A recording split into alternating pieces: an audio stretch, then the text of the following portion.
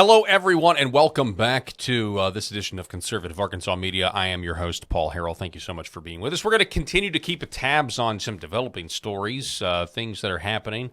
We've got to talk about this. There's a dispute, a rare dispute, where you have Senator Tom Cotton and John Boozman differing on the support for Ukraine and Israel and the border. Well, there's no longer border funding in it anyway. It's all really complicated. We'll have that story for you. But first, before we get to that, we're going to have to talk about this. We talked about this the last time on the program. The prison board, the Board of Corrections, the Governor Sarah Huckabee Sanders, the Attorney General. There's a dispute that's just ongoing, and for the life of me, I can't figure out why people keep resigning. I mean, I guess I know why people keep resigning, but I for the life of me just can't figure out what's going on. It's all very confusing, but it has to do with a power struggle. It has to do with the power struggle between should we start calling it the prison industrial complex? There's a power struggle between the prison industrial complex and Governor Sarah Huckabee Sanders. So Axios has written about this. I found this interesting, right? So what to know about Governor Sanders' dispute with the Board of Corrections. So what do we need to know about it? All right, well, it's a months-long argument between Governor Sarah Huckabee Sanders and the State Board of Corrections over adding prison beds. It's now going to go to court. When was this written? This was January 4th, so this was early. This was over a month ago, right? We're now well into the month of February. The big picture, Sanders and Corrections Board Joe Profiri, who was appointed by Sanders and confirmed by the board, wants to add beds to the prisons. The Correction Board objects, saying the prisons aren't sufficiently staffed to accommodate the requested increase in inmates, which could pose safety. There's even talk about the prison board wanted the National Guard to come in and do it. Profiri on November 6th asked the board and its chairman, Benny Magnus, to open 622 beds at state prisons, but only 130 were approved. Sanders' administration planned to go ahead with adding the beds anyway after Profiri disputed the state's concerns. And the Corrections Board then suspended Profiri on December 14th, which really made the governor, upset. And this is what kind of started the power struggle. The board also filed a lawsuit asking a judge to block enforcement of portions of a new law. This was the big prison reform law that was being debated basically a year ago at this point. They say that the law removes the board's ability to hire and fire the corrections secretary, arguing it violates the state constitution. See, the prison board is kind of put into the state constitution, very similar to the Arkansas Game and Fish, which is a different amendment, and we covered this the last time, or one of the last times on the program. Sanders called for Magnus to resign after he requested the 138 National Guard members be deployed to work full-time at the state's prisons. Meanwhile, State Attorney General Tim Griffin sued the board, accusing its members of violating the Freedom of Information Act. In the closed session hiring of attorney Abtin Medizigan. I'm reminded of that Office Space. Naga, not going to work here anymore, so it doesn't matter. To represent the board in the lawsuit against Sanders and Profiri. Okay. Then we have Judge Tim Fox on December 19th. He said that he would dismiss Griffin's lawsuit, giving him 30 days to reach an agreement with the board over the request for special counsel, according to the Arkansas Democrat Gazette. Between the lines, you have somebody called the Protect Arkansas Act, something called the Protect Arkansas Act. So this is the prison reform bill. Went into effect January 1st. The act changes corrections policies, including lessening and sometimes eliminating parole eligibility for many felonies, likely leading to a larger inmate population, right? We want people to actually serve their sentences, especially violent criminals. This is where the rub is, right? The state's prisons are holding about 16,440 inmates, despite a capacity of 15,000, according to the Associated Press, if you can believe them. What's next? The Corrections Board and Magnus are asking that the temporary restraining order issued December 15th be converted into a preliminary injunction. Wow. Yeah, so this is ongoing. Now, in the meantime of all this, you have this story. So Arkansas governor calls on prison board chairman to resign. Oh, I'm sorry, this was back in, I'm getting ahead of myself. This was way back in December 22nd. But this is just kind of to catch you up. And we have this story, which is odd, right? So we missed this. This was back on Groundhog Day. Arkansas Parole Board chair appointee reportedly resigns after report of sexual relationship with teen girl. Jamal Jones, this is how do we have the audio here? I believe we do. Let me pull it up for you. This is how they covered it over at THV 11. When Jamal Jones got a governor's appointment to chairman of the Post-Prison Transfer Board.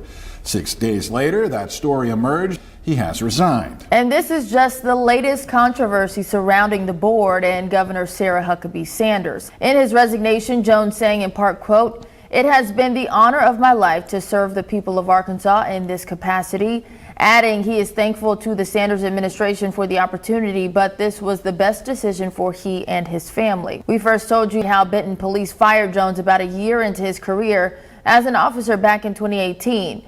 A criminal investigation found that a 17-year-old girl initiated a sexual relationship and kept her age a secret. Jones never faced charges, in part because the teen's mother didn't want to see him, quote, go to jail. But the department fired Jones for initially lying about the nature of the relationship. All right, so so we have that. This is a mess, man. This is a mess. There's really no getting around it. This was Josh Schneider's take on it. Jamal Jones, who Governor Sarah Huckabee Sanders recently appointed to be chairman of the Arkansas Post-Prison Transfer Board, resigned Friday. So when he was as a police officer, he messed up big time. Wasn't honest about a relationship he had with a 17-year-old in a car.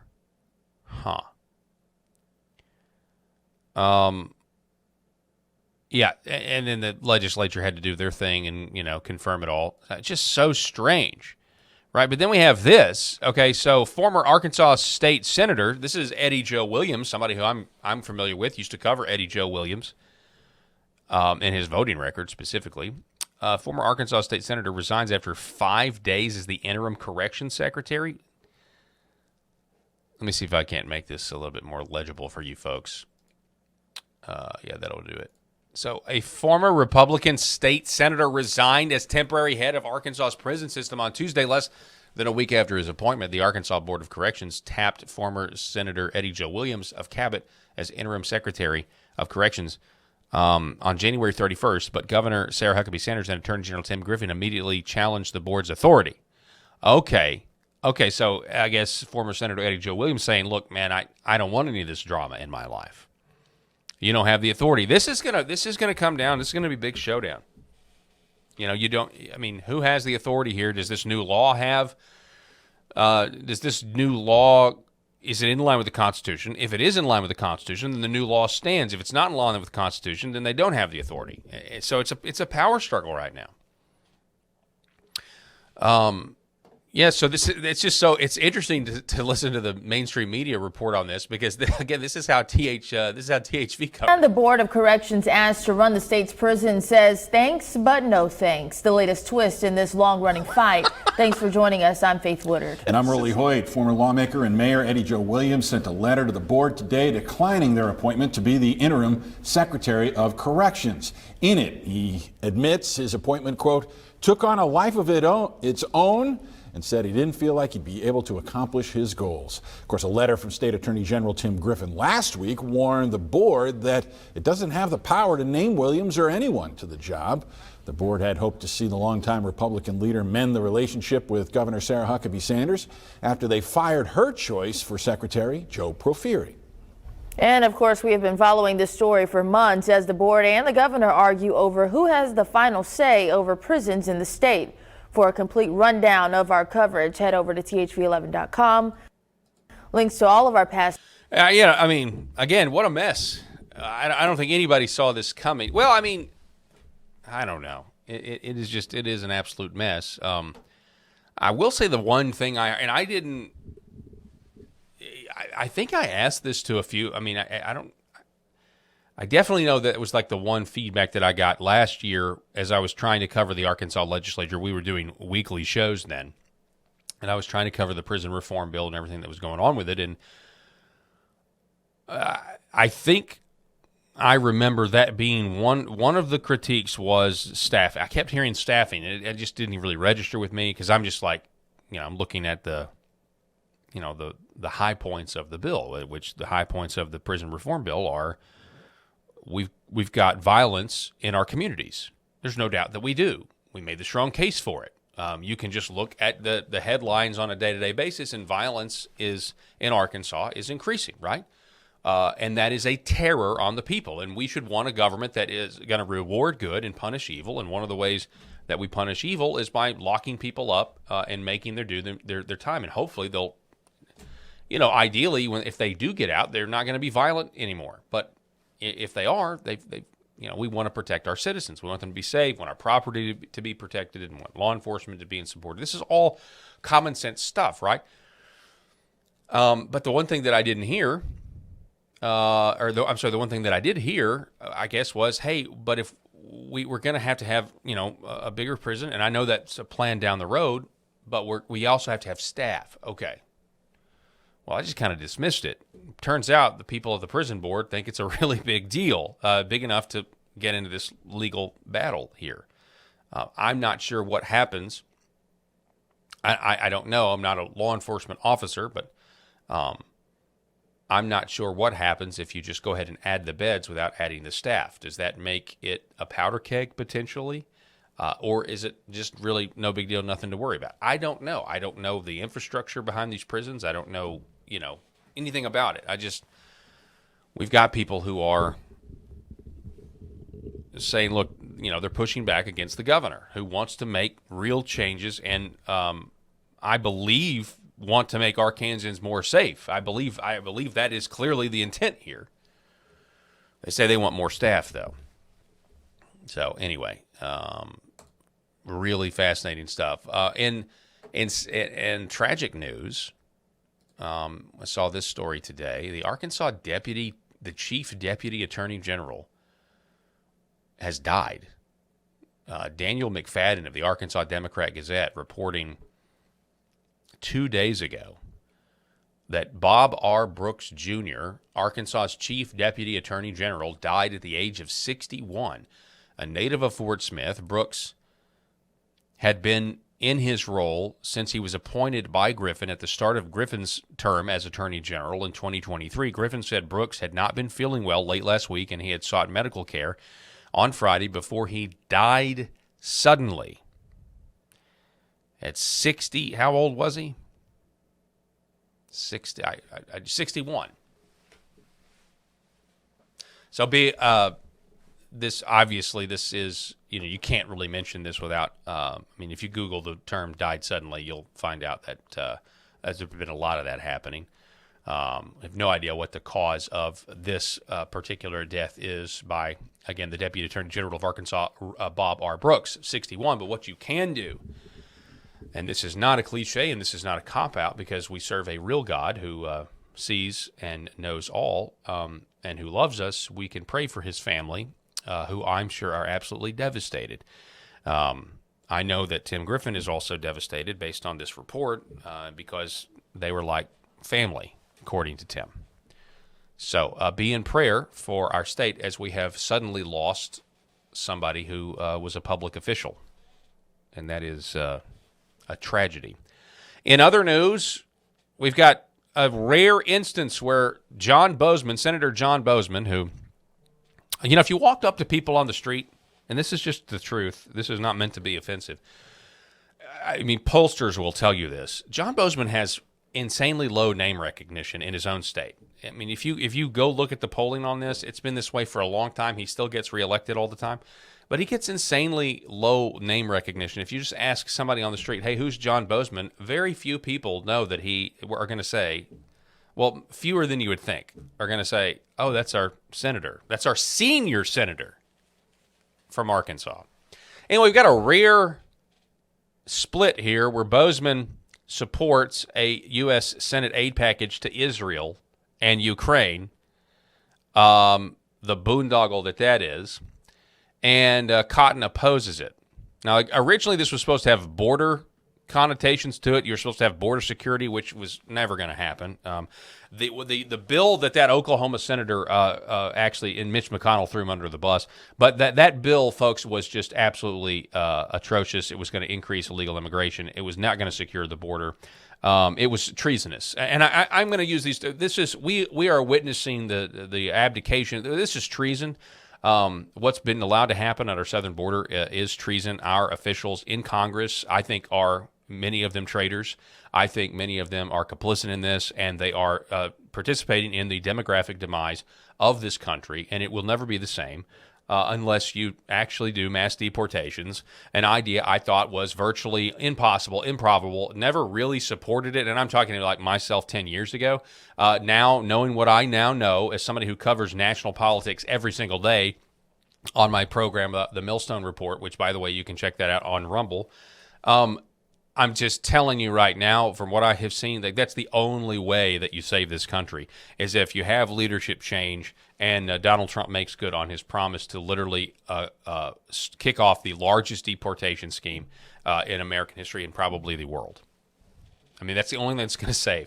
You've got the cartels buying entire plots of land in Liberty County, Texas, where they now control suburbs, and they're investing in the real estate there. They're controlling it. It's exactly what we saw years ago when you had Muslim no-go zones in London, where cops just kind of ceded sovereign Britain territory to immigrants and let them create their own laws and have their own system of government. The same thing is now happening in Liberty County, Texas. I've told people that live in big cities around Texas, unless things change, don't look to retire in Texas, because that's where this is all headed. And that's why the situation is dire, and that's why the people in positions of power, though, they really don't want to fix this problem, and they can't be trusted to do it, right? So I when they passed whatever they passed, and Mike Johnson, who I don't trust at all, I appreciated him quoting Scripture, reading the Bible when he was sworn in, but I don't trust him at all. He said the border bill's dead on arrival because it doesn't actually secure the border. Okay, good for him. But I don't want them to do anything, because whatever they do is not going to fix the problem, because we do not have the moral fortitude to actually do what's necessary. So, anyway, the Senate voted 70-29 for a proposal that would send more money to Ukraine, more money to that meat grinder. 400,000 Ukrainians are dead. All of the propaganda about Russia stalling on the battlefield was nonsense. It was nonsense from the beginning, but of course we all believed it at first. Well, I didn't, but many of you did, just like we believed all of the lies about COVID. And so we also have to ask ourselves, in light of that, we were lied to about COVID, which I don't know, this maybe get kicked off Facebook, lied to about the Ukraine war and the true efforts behind that. And what else were we lied to about? Maybe, I don't know, what's going on in the Middle East right now? Have we thought about connecting the dots? What may seem like a very black and white thing is actually extremely gray, and people are being murdered, and the bloodshed out there that we need to pray that it ends, not that it continues. How about that? We pray for peace.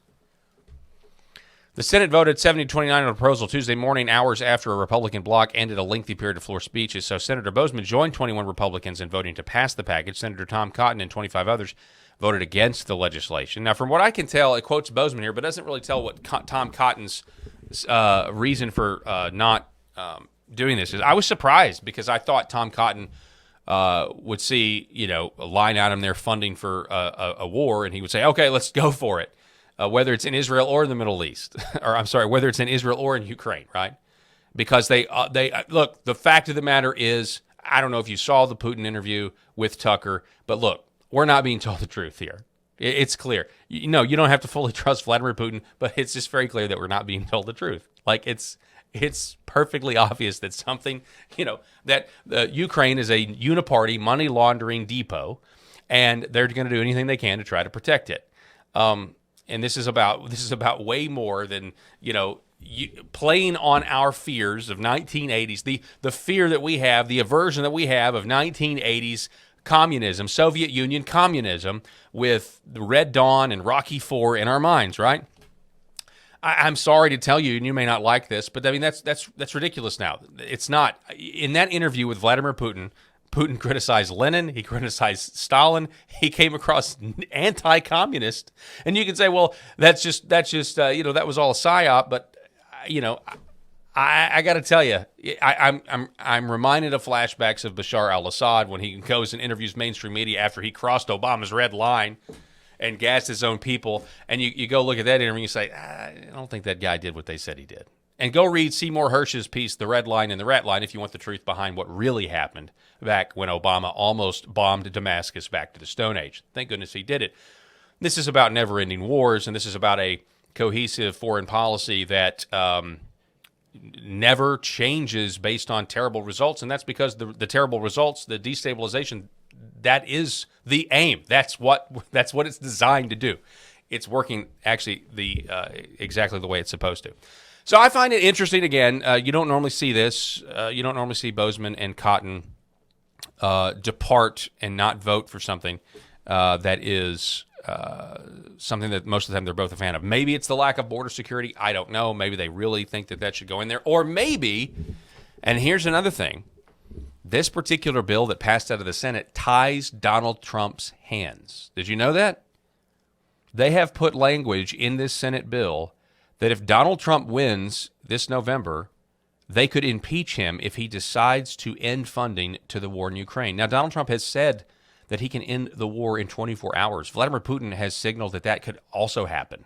Vladimir Putin has wanted a ceasefire. Vladimir Putin has asked for a ceasefire after he took those eastern provinces in Ukraine that speak native Russian.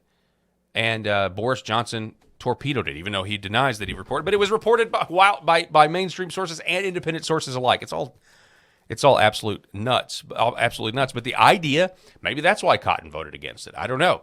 The idea that you're going to tie Donald Trump's hands when he comes in and not allow him to end the Ukraine war tells you everything you need to know. There's something else afoot here, and it's not patriotism. I can tell you that. It's not saving democracy. That's all the time that we have for today. I'm sorry, man. If this episode is allowed to remain up, that's fantastic. I would love that, and make sure you make sure you feel free to comment. Tell me what you think. Tell me where I'm wrong. It's always good to bring you the news. I don't even know. Sometimes I think, why did people even listen to me?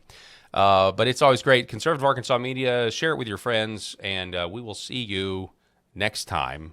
Be safe out there, Arkansas.